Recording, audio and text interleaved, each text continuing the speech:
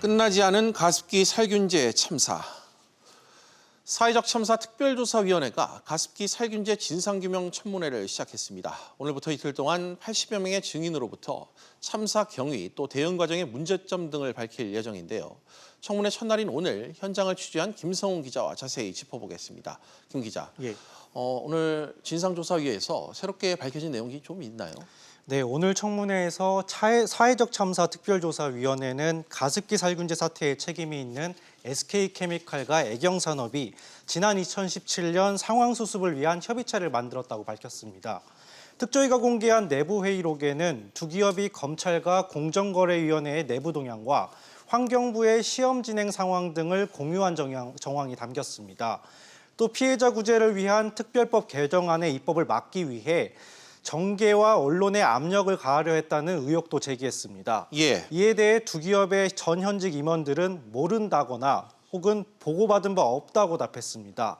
특조위는 또 비공개 증인을 통해 SK케미칼의 전신인 유공이 지난 1994년 가습기 살균제 출시에 앞서 직원들에게 사용을 권유했다는 사실도 밝혔습니다. 기업 대표들 오늘도 고개를 좀 숙였죠? 네, 신문위원들은 기업 대표들에게 피해자에 대한 사과를 요구했는데요. 최창원 전 SK케미칼 대표는 자리에서 일어나 방청석을 향해 고개를 숙였습니다. 직접 보시겠습니다. 가습기 살균제로 인해서 피해를 보고 고통을 당하시는 피해자분들께 또 그리고 가족분들께 진심으로 사과의 말씀을 전합니다. 애경그룹의 최동석 부회장도 사과의 뜻을 밝혔습니다. 사태 대응에 있어 미흡한 부분이 있었다고 인정하면서 사회적 책임을 성실히 지겠다고 말했습니다.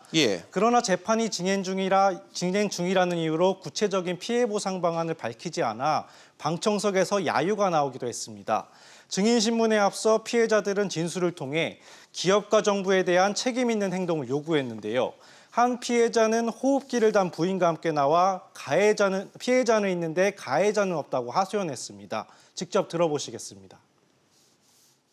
피해자는 있는데 아직까지 한마디 사과도 없이 가해자가 없는 이런 현상을 어떻게 봐야 될까요? 지금 많은 피해자들이